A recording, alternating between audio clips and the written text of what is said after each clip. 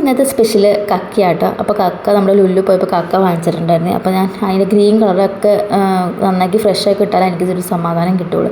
അപ്പോൾ ഞാൻ അതെല്ലാം കഴുകി വൃത്തിയാക്കി ഒരു 1.5 മണിക്കൂർ എടുത്തതൊക്കെ എല്ലാം വൃത്തിയാക്കി എടുത്തതിന് 2 സവാളയും പച്ചമുളകും ഇഞ്ചിയും വെളുത്തുള്ളിയും ഒക്കെ ഞാൻ അരിഞ്ഞ് വെച്ചിട്ടുണ്ടായിരുന്നു. എന്നിട്ടൊരു പാൻ ചൂടാക്കി അതിലേക്ക് വെളിച്ചെണ്ണ ഒഴിച്ച് ഈ അരിഞ്ഞ് വെച്ചിരിക്കുന്ന സവാള ഇഞ്ചിയും വെളുത്തുള്ളിയും പച്ചമുളകും ഇട്ട് നന്നായിട്ടൊന്ന് വഴറ്റി കൊടുത്ത് ഇപ്പോൾ ആവശ്യത്തിന് ഉപ്പും ചേർത്തിട്ടുണ്ട്.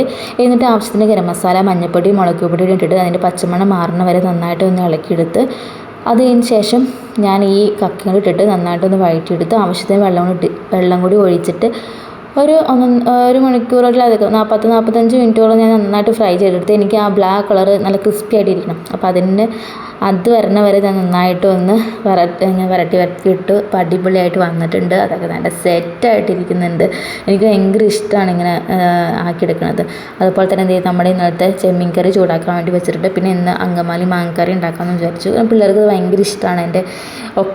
എൻ്റെ പെരുമ്പാവൂർ വീട്ടിൽ മിക്കപ്പോഴും ഉണ്ടാക്കുന്നൊരു സംഭവമായിട്ട് അമ്മച്ചി. അതുകൊണ്ട് പിള്ളേർക്ക് അത് ഭയങ്കര ഇഷ്ടമാണ്. അപ്പോൾ അത് ഉണ്ടാക്കിയിട്ടുണ്ട്. അപ്പോൾ നമ്മുടെ കറികളൊക്കെ ഏകദേശം സെറ്റായിട്ടുണ്ട്. ഇപ്പോൾ സമയം 1:30 ആയിട്ടുണ്ട് കേട്ടോ. അപ്പോൾ അത് ചെമ്മീൻ കറി ആയിട്ടുണ്ട്. ഇന്നത്തെ ചെമ്മീൻ കറി പിറ്റേ ദിവസത്തേക്ക് അടിപൊളിയായിരിക്കും ചട്ടി വടിച്ച് തിന്നാൻ. പിന്നെ കക്കയും ഫ്രൈ ആയിട്ടുണ്ട്. അതുപോലെ തന്നെ നമ്മുടെ അങ്കമാലി മാങ്ങക്കറി ഞാൻ കടുകൊന്നും താളിച്ചിട്ടില്ലേ, വറ്റൽമുളകും ഉള്ളിയും ഞാൻ താളിച്ചിട്ടില്ല. ഇങ്ങനെ കഴിക്കാൻ അടിപൊളിയാണ്, നല്ല ടേസ്റ്റാണ്. അതുകൊണ്ട് ഇങ്ങനെ തന്നെ കഴിക്കാമെന്ന് വിചാരിച്ചു. പിള്ളേർക്ക് ഭയങ്കര ഇഷ്ടമാണ് ഈ സംഭവം. എൻ്റെ പെരുമ്പാവൂർ വീട്ടിൽ അമ്മച്ചി എപ്പോഴും ഉണ്ടാക്കി തരുന്നതാണ്. അപ്പോൾ നമ്മുടെ ചോറും കറിയൊക്കെ സെറ്റായിട്ടുണ്ട്.